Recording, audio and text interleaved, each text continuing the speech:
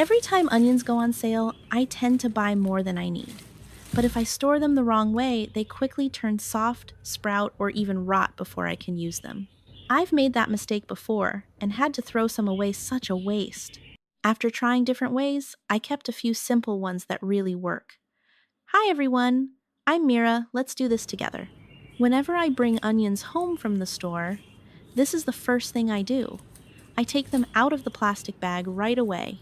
For a long time, I used to leave them in the same bag and thought that was perfectly fine. It felt easy, and I did not think much about it.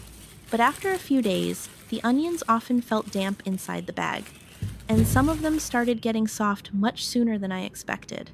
A few even spoiled before I had the chance to use them, and that always felt like such a waste. Now, as soon as I get home, I open the bag and move the onions into something breathable. Sometimes I use a basket. Other times I use a paper bag. If I use a paper bag, I like to leave the top a little open so air can still move through. I also try not to pile the onions too tightly on top of each other. A little space between them helps a lot. This step is so simple, but it makes a real difference. Plastic traps moisture very easily, and onions do much better when they stay dry and have some airflow around them. Once I stopped leaving them in plastic, they stayed firm much longer and were much less likely to turn soft too soon. What I like most about this method is that it does not require any extra tools or special prep. I am simply changing where I put them as soon as I get home. It takes less than a minute, but it helps me avoid wasting onions later. And when I buy a big bag because the price is good, this is always the very first step. Before we move on, I'm really curious, what do you usually do with onions when you get home? Do you leave them in the plastic bag and put them in the fridge? Or take them out right away? Comment 1 if you keep them in the bag, or 2 if you take them out. Let's see what most people actually do. When I buy a larger amount of onions and want to keep them fresh for much longer, this is one method I really like to use. I know it may sound a little old-fashioned at first, and honestly, the first time I saw someone do this, I thought it looked unusual too. But after trying it myself, I understood why this trick has been used for so many years. It is simple, practical, and it works surprisingly well. First, I make sure the onions are completely dry.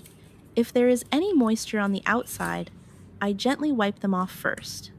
Then I take a clean pair of pantyhose and place one onion into the bottom. After that, I tie a knot right above the onion to keep it in place. Then I add another onion, tie another knot, and continue the same way until I have several onions stored in one long chain. What I really like about this method is that each onion stays separate. They are not pressed tightly together, and they are not sitting in a closed space where moisture can build up.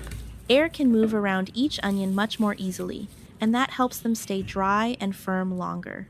If one onion starts to go bad, it is also less likely to affect the others right away, which makes this method feel even more practical when I buy a lot at once. Once everything is ready, I hang the pantyhose in a cool, dry, well-ventilated place.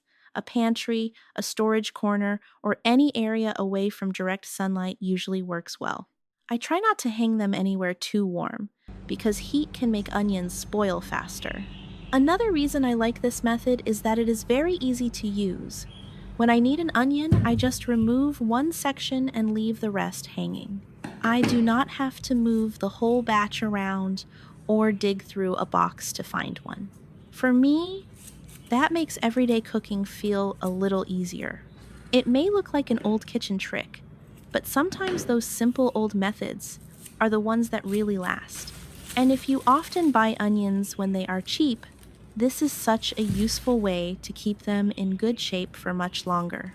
And when I know I won't be using all the onions anytime soon, this is the method I rely on the most.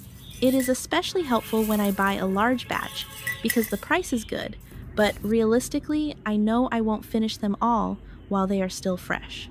Instead of letting them sit and slowly go bad, I turn some of them into onion powder that I can use for a long time. To begin, I peel the onions and slice them thinly.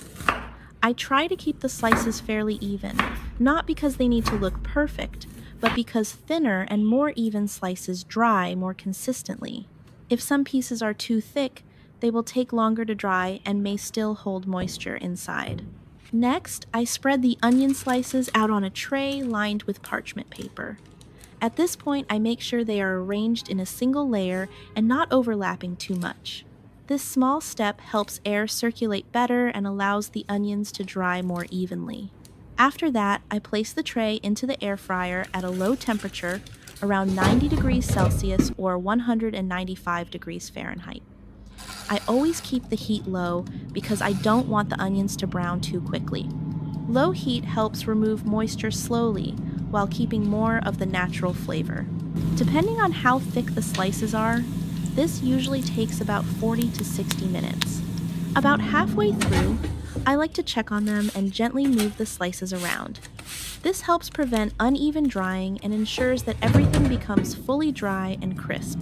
Once they are done, the onions should feel light, dry, and slightly brittle to the touch. Then I let them cool completely before grinding. Once cooled, I transfer them into a blender or spice grinder and blend until they turn into a fine powder.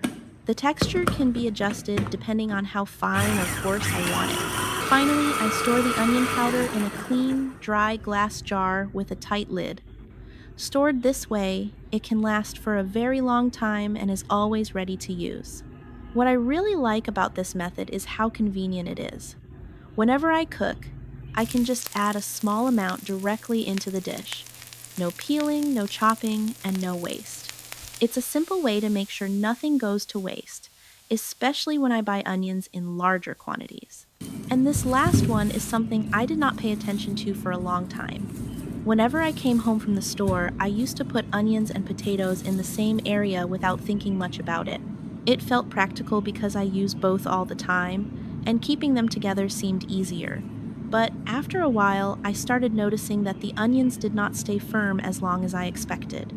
Some became soft sooner, and a few even started going bad before I could use them. For a long time, I thought the problem was just that I had bought too many, but later I realized it was also because I was storing them too close together. Even though onions and potatoes are both pantry staples, they do better when they are kept apart. So now, whenever I bring them home, I always store them in separate places.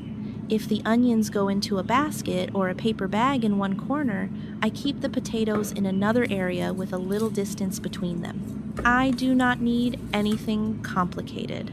I simply make sure they are not sitting side by side in the same box, shelf, or closed space. This is such a small change, but it really helps. Potatoes tend to release moisture, and that extra dampness can make onions soften faster. Onions also need a drier, airier space to stay in good shape. Once I stopped storing them together, both of them lasted better, and I had fewer onions going bad too soon. What I like about this method is how easy it is to follow. I am not adding extra work or using any special tools. I am just changing one small habit in the kitchen, and that simple change makes a real difference over time. If you usually keep onions and potatoes next to each other because it feels convenient, this may be one of those little habits worth changing. With just these 4 simple methods, I only need to prep once and can keep onions fresh much longer, which is very convenient and reduces waste. Since I started doing this, I rarely throw onions away anymore. Depending on what I need, I just choose what works best. Which one fits your kitchen? I'd love to hear your thoughts.